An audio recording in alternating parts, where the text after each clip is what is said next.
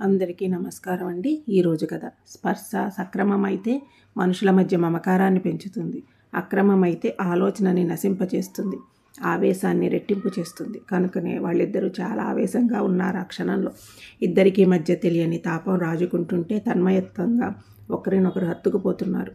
ఆ సమయంలో హఠాత్తుగా గుర్తొచ్చింది ఆమెకి, వీధి తలుపు గడియ వేయడం మరిచిన సంగతి. ఆ మాటే గొణిగింది అతని చెవిలో. తలుపు వేయడం మర్చిపోయాను అంటూ. పర్వాలేదు, అయినా ఇప్పుడు ఎవరొస్తారు, దొరికిన కాస్త సమయాన్ని వృధా చేయకు మందలింపుగా అన్నాడు అతను. అది నిజమే అనిపించింది ఆమెకి. అందుకే అతని చర్యలకు ఇష్టంగా స్పందించడం ప్రారంభించింది. మరింతగా ఒకరినొకరు దగ్గరవుతున్న క్షణంలో 2 తలుపులు బద్దలైపోతున్నట్లుగా బళ్ళున శబ్దం చేస్తూ తెరుచుకుంది వీధి తలుపు. అనూహ్యంగా వినవచ్చిన ఆ శబ్దానికి ఒకేసారి అదిరిపడ్డారిద్దరు. అప్రయత్నంగానే విడిపోయారు. అనుకోని హఠాత్ పరిమాణానికి ఇద్దరి గుండెలు ఒకేసారి లయ తప్పాయి. ఇద్దరిలోకి ముందుగా తేరుకున్నది అతనే. సరే, నేను వెళుతున్నా గుసగుసగా చెప్పేసి నిశ్శబ్దంగా పెరటి తలుపు తీసుకుని గబగబా వెళ్ళిపోయాడు. అప్పుడు భయంతో అదురుతున్న గుండెని చిక్కబట్టుకుని ముందు గదిలోకి వచ్చిన ఆమె అక్కడ కనిపించిన దృశ్యం చూసి అవాక్కైపోయింది. కటిక నేల మీద ఒరిగిపోయి విపరీతమైన ఆయాసంతో రొప్పుతూ ఊపిరి తిరగక అవస్థపడుతోంది ఆమె తల్లి కళావతి. ఆమెను అలా చూసేసరికి వెన్నులోంచి వణుకొచ్చింది కల్పనకి. అంతవరకు అతని స్పర్శతో ఒంట్లో రాజుకున్న తాపం మొత్తం ఆవిరైపోతూ ఉండగా చటుక్కున ముందుకూరికి, అమ్మా ఏమైంది అంది ఆందోళనగా. అలా అడుగుతుంటే ఆమె గొంతు అప్రయత్నంగానే కీచుమంది. కూతురి కేకతో హెలోకి వచ్చిన దానిలాగా మెల్లగా తలెత్తి మంచినీళ్లు అన్నట్టు సైగ చేసింది కళావతి. దిగ్గున పైకి లేచి వెనక గదిలోకి పరిగెత్తి బిందెలోంచి నీళ్లు తీసుకుని తిరిగి 2 అంగల్లో తల్లిని చేరుకుంది కల్పన. నీళ్లు అందించడమే ఆలస్యం. ఎత్తిన చెమ్ము దించకుండా గటగటా తాగేసింది కళావతి. అప్పటికి కాస్త తెప్పరిల్లినట్లు అనిపించడంతో మెల్లగా పైకి లేచి గోడకి చారగిలబడి కూర్చుంది. ఏమిటమ్మా, ఏమైంది అసలు, ఎందుకు ఇలా పడిపోయావు? ఆందోళన రెట్టింపు అవుతుంటే ఇక ఆగలేనట్టుగా అడిగేసింది కల్పన. కళావతి ఏమీ చెప్పలేదు సరిగదా, ఇప్పుడు నేనేం మాట్లాడలేను, కాసేపు నన్ను అలా వదిలేయి అనేసి ఇక మాట్లాడలేని దానిలాగా అక్కడే అలాగే నేల మీదకి వాలిపోయి చెయ్యి తల కింద పెట్టుకుని కళ్ళు మూసేసుకుంది. నిస్సహాయంగా ఒక నిట్టూరు పిడిచి పైకి లేచింది కల్పన. దిండు తెచ్చి తల్లి తల కింద పెట్టి తాను ఆ పక్కనే కూలబడిపోయింది. వేదనతో వివరణమైన తల్లి ముఖం చూస్తుంటేనే తెలుస్తుంది ఏదో జరగరానిదే జరిగిందని. కానీ అదేమిటో అంతుబట్టలేదు. ఆమె ఆ స్థితిలో ఉండగానే గుమ్మంలో అలికిడయింది. తలదిప్పి చూస్తే అతను నవ్వుతూ నిలబడి ఉన్నాడు. అతను అలా చూడగానే తొట్టుబడింది ఆమె. ఇప్పుడేం మాట్లాడొద్దు, వెళ్ళిపో అన్నట్లు సంజ్ఞ చేసింది. ఆమె సైకిలతో అనుమానం వచ్చేసింది అతనికి. నిశ్శబ్దంగా వెనుదిరగబోయేంతలో టక్కున కళ్ళు తెరిచింది కళావతి. వాకిట్లో నిలబడిన అతన్ని చూడనే చూసింది. ఏం బాబు ఇలా వచ్చావు అంది అక్కడితో ఆగకుండా. అది విని ఉలిక్కి పడబోయి అంతలోనే మామూలు అయ్యాడు అతను. అదే, మీరు ఇలా పడుకుంటేను ఏం జరిగిందో కనుక్కుందామని వచ్చాను అన్నాడు. అతని సమయస్ఫూర్తికి సంతోషించిన ధైర్యంగా మాత్రం ఉండలేకపోయింది కల్పన. ఆమె బెదురుచూపులు అతనికి గుళ్ళు రేపాయి. అయినా నిబ్బరం నటించాడు. అతని మాటలకు గట్టిగా నిట్టూర్చింది కళావతి. ఒంట్లో కాస్తంత నలతగా ఉంది అంది అతి ప్రయత్నం మీద పైకి లేచి కూర్చుంటూ. అయితే డాక్టర్ దగ్గరికి తీసుకెళ్ళమంటారా ఆంటీ? నా బైక్ తీసుకురానా ఆందోళనగా అడిగాడు. కాదు, అలా నటించాడు. వద్దమ్మా, అయినా ఇప్పుడు సంప్రదించాల్సింది డాక్టర్ని కాదు పోలీసులని చటుక్కుననేసి కంగారులో నోరుజారిన విషయం గమనించుకున్నట్టుగా కలవరబడి పడిపోయింది కళావతి. పోలీసుల ప్రస్తావన రాగానే అతనితో పాటు ఆమెకి గుండె గుబిల్లు ఉంది. ఇద్దరు ఒకరినొకరు వెర్రిచూపులు చూసుకున్నారు. అప్పుడే అతనికి వాస్తవం గుర్తొచ్చింది. అసలు ఏం జరిగింది, ముందు అది చెప్పండి అడుగుతూ ఉంటే తన స్వరం నూతిలోంచి వచ్చిన భావన కలిగింది అతనికి. సమయం వచ్చినప్పుడు అన్నీ నేనే చెబుతాను, ఈ సంగతి ఎవరితోనూ అనకు మెల్లగా హెచ్చరించింది. సరే అన్నట్టు తలూపి గబగబా అక్కడి నుంచి వెళ్ళిపోయాడు అతను. అక్కడే ఉంటే ఇంకా ఏం వినాల్సి వస్తుందో అన్నట్టుగా. అతను అటు వెళ్ళాక మళ్ళీ నేలపైకి ఒరిగి కళ్ళు మూసుకుంది కళావతి. పైకి ప్రశాంతంగా ఉన్నట్టు కనిపిస్తున్నా ఆమెకి మనసు మాత్రం పరిపరి విధాల పోతుంది. ఏమిటి పరిస్థితి, ఇందులోంచి ఎలా బయటపడాలి, తెగించి ముందుకు వెళ్ళాలా, లేక ఏమీ తెలియనట్టుగా ఉంటూనే ఏదో ఒక పక్క నుంచి తెగ నరుక్కు రావాలా? మగదిక్కులేని సంసారంలో తనొక్కతి ఒంటరిగా ముళ్ళ మీద బట్టలాంటి సమస్యను పరిష్కరించుకోగలదా? ఏం చేయాలి ఆలోచిస్తూనే ఉంది. పరిష్కారం అనేది కనుచూపు మేరలో కనపడకపోయినా దానికోసం అన్వేషిస్తూనే ఉంది. అదే సమయంలో కళావతిలానే కల్పన కూడా చాలా తీవ్రంగా మదనపడుతోంది. అక్కడికి అసలేం జరిగి ఉంటుందో తెలుసుకోవడానికి అనేక ప్రయత్నాలు చేసింది. ఆఖరి అస్త్రంగా తల్లికి ఆరోపణమైన తమ్ముణ్ణి కూడా ప్రయోగించింది. కానీ ఏ ఒక్కటి ఫలించలేదు. అయినా ఆమె నిరాశపడలేదు. మానవ జీవితాల్లో రకరకాల సమస్యలు ఉన్నట్టే ప్రతి ఒక్క సమస్యకి పరిష్కారాలు కూడా ఉంటాయి. వాటిలో కొన్ని డబ్బు దర్పాలతో ముడిపడి ఉంటే, కొన్ని తెగింపు ముందు చూపులపై ఆధారపడి ఉంటాయి. ఇంకొన్ని నొప్పించక తానొవ్వక మెల్లగా తప్పించుకోగలిగే లౌక్యంతో ముడిపడి ఉంటాయి. అలాంటి పరిష్కారమే ఇప్పుడు కళావతికి లభించింది. వెంటనే దాన్ని ఆచరణలో పెట్టేసింది కూడా. సాధారణంగా ఉదయం 11:30 కాగానే లంచ్ బాక్స్ సర్దుకుని కొడుకుకి ఇవ్వడం కోసం స్కూల్కి బయలుదేరుతుంది కళావతి. కానీ ఆ రోజు మాత్రం రివాజుకు భిన్నంగా సరాసరి పక్కింటి వైపు దారి తీసింది. ఆమె వెళ్ళేసరికి 2 ఇళ్లకి మధ్య ఉన్న గోడ దగ్గర అసహనంగా పచార్లు చేస్తూ కనిపించాడు అతను. అది చూడగానే ఆమె కళ్ళు మెరిశాయి. బాబు, ఒకసారిలా వస్తావా పిలిచింది. అప్పుడప్పుడు ఆవిడ అలా పిలవడం అతనికి అలవాటే కనుక నిస్సంకోచంగా వచ్చేశాడు. నిన్నో విషయం అడుగుతాను, సూటిగా సమాధానం చెప్తావా అడిగింది ఆమె. ఆ ప్రశ్నకి అతనికి వివరణమైంది. ఏమని అడుగుతుందో ఏమో అని భయం వేసింది. కానీ వెనక్కి తిరిగి పారిపోలేడు కదా. అడగండి అన్నాడు అక్షరం అక్షరం కూడబలుక్కుంటూ. ఈ సంభాషణ అంతా వింటున్న కల్పన ఊపిరి బిగబట్టింది, తల్లి అడగబోయేది వినడం కోసం. కాస్త నాకు స్కూల్ దగ్గరికి సాయం వస్తావా బాబు ఆర్థించింది. కాదు, నువ్వే నీ బైక్ మీద నన్ను జాగ్రత్తగా తీసుకురావాలి. జాగ్రత్త అన్న పదాన్ని ఒత్తి పలుకుతూ అసలు సంగతి స్పష్టం చేసింది. అది విని ఒకేసారి హాయిగా ఊపిరి పీల్చుకున్నారు ఇద్దరు. దీనికి ఇంతగా అర్థించాలా? భలేవారే, ఉండండి బైక్ తెస్తాను చెప్పేసి అక్కడి నుంచి వెళ్ళిపోయాడు అతను.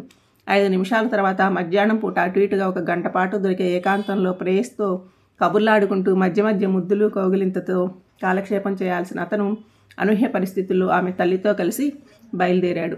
ఇదంతా చూస్తుంటే కల్పనకి అయోమయంగా అనిపించింది. అసలు తన తల్లి అతన్ని సాయం అడగడం ఏమిటి? ఆమె దేనికి భయపడుతోంది? ఇలా ఒకదాని తర్వాత ఒకటిగా ఆమె మదిలో ఎన్నెన్నో ప్రశ్నలు తలెత్తాయి. వాటన్నిటికీ జవాబు ఆ మధ్యాహ్నం లభించింది. భోజనం అయ్యాక ఉతికి ఉంచిన బట్టల్ని బకెట్లో వేసుకుని ఆరేయడం కోసం డాబా మీదకి చేరుకుంది కల్పన. అప్పటికే అవతలి మేడ మీద పెట్టగోడ దగ్గర కాసుకుని కూర్చున్నాడు అతను. ఏం జరిగింది? మా అమ్మ నిన్నెందుకు తోడుగా రమ్మంది?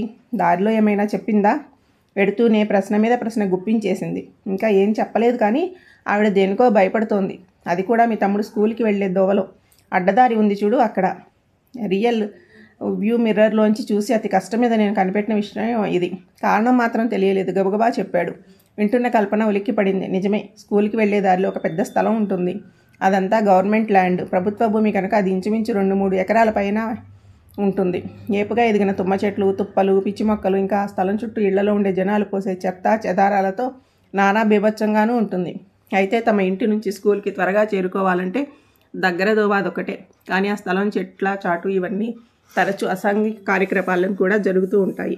ఈ విషయం తెలిసిన చాలామంది చుట్టూ తిరిగి వెళ్ళలేక ఆ దారిని ఆశ్రయిస్తూ ఉంటారు. గత్యంతరం లేని పరిస్థితుల్లో తన తల్లి కూడా అదే చేస్తోంది. అయితే తుప్పలలోంచి వెడుతున్నప్పుడు కానీ తల్లి భయపడేంతగా ఏదైనా జరిగి ఉంటుందా అనిపించింది. ఆ మాట అతనితో అంది కూడా. అయితే అయి ఉండొచ్చు. ఆ ఏం జరిగిందో ఆవిడ తనంతట తానుగా చెబితే తప్ప మనకి తెలియదు. ఏదేమైనా మీ అమ్మగారికి కాస్తంత ధైర్యం చెబుతూ ఉండు సలహా ఇచ్చాడు. అంతకుముందు వరకు ఎన్నోసార్లు అతనితో ఆమెకి ప్రియుడే కనిపించాడు. ఇప్పుడు మాత్రం తొలిసారిగా ఒక శ్రేయోభిలాషి దర్శనమిచ్చాడు. అందుకే అతనిపై ఆమెకు గల ప్రేమ రెట్టింపోయింది. ఇందుకే నువ్వంటే నాకు చాలా ఇష్టం అంది మురిపంగా. కానీ ఏం లాభం, ఈరోజు మొత్తం పోగొట్టుకున్నాగా అన్నాడు నిరాశగా. అప్పుడు అసలు విషయం గుర్తొచ్చింది ఆమెకి. ఒక్క క్షణం నిరాశగా అనిపించినా అంతలోనే తల్లి పరిస్థితి జ్ఞప్తికి రావడంతో అది కాస్త భయంగా మారింది. సరే, నేను వెడతా, కింద అమ్మ ఒంటరిగా ఉంది చెప్పేసి ఉన్న 4 బట్టల్ని గబగబా ఆరేసేసి క్షణాల్లో కిందకి దిగిపోయింది. వారం తర్వాత ఆ రోజు లంచ్ బాక్స్ సర్దుతూ అంది కళావతి. దీనికి త్వరగా ఏదో ఒక పరిష్కారం చూసుకుంటే బాగుండనిపిస్తోంది అని. అవును, నాకు అలాగే ఉంది. 1-2 ఏకంగా వారం రోజులైంది నేను అతన్ని కలవక మనసులోనే అనుకుంది కల్పన. పైకి మాత్రం ఎందుకలా అంటున్నావు అడిగింది. పాపం, వారం నుంచి ఆ పక్కింటి అబ్బాయిని చాలానే ఇబ్బంది పెట్టేస్తున్నాం. అసలు సమస్య మనది, దానికి అతనెందుకు బాధపడాలి? అందుకే మరో మార్గం వెతుక్కుంటే బాగుంటుందనిపిస్తోంది చెప్పింది. దీనికి అంత ఆలోచన ఎందుకు? ఉదయమే వంట చేసేసి తమ్ముడికి బాక్స్ అది ఇచ్చేస్తే సరి. అప్పుడు మధ్యాహ్నం మనం వెళ్లాల్సిన పని ఉండదు అంటూనే చటుక్కున 4 ఖర్చుకుంది కల్పన. అదే జరిగితే అప్పుడు మొత్తంగా ఇరుకున పడేది తనేనన్న నిజం అప్పటికి కానీ ఆమెకి తట్టలేదు. అందుకే కంగారుగా తల్లి ముఖంలోకి చూసింది. ఆవిడ ఏమంటుందో అన్నట్టు. నువ్వు అన్నది నిజమే, కానీ వాడిని చూడకుండా అంతసేపు నేను ఎలా ఉండగలను అంది నిస్సహాయంగా. 4 ఏళ్ల క్రితం భర్త హఠాత్తుగా పోయింది లగాయితూ ఆమె కొడుకుని ఒక క్షణం కూడా వదలటలేదు. ఒక విధంగా ప్రాణాలన్నీ వాడి మీదే పెట్టుకుని బతుకుతోంది. నిజానికి లంచ్ బ్రేక్లో వెళ్ళేది కొడుకుని కళ్ళారా చూసుకోవడానికే తప్ప వాడికి వేడివేడిగా స్వయంగా తినిపించడానికి కాదు. ఆ నిజం గుర్తురాగానే కల్పన మనసు కుదుట పడింది. ఇంతలో మళ్ళీ కళావతి అంది, అందుకే నేను పని చేద్దామనుకుంటున్నాను అని. ఏమిటి? కుతూహలంగా అడిగింది కల్పన.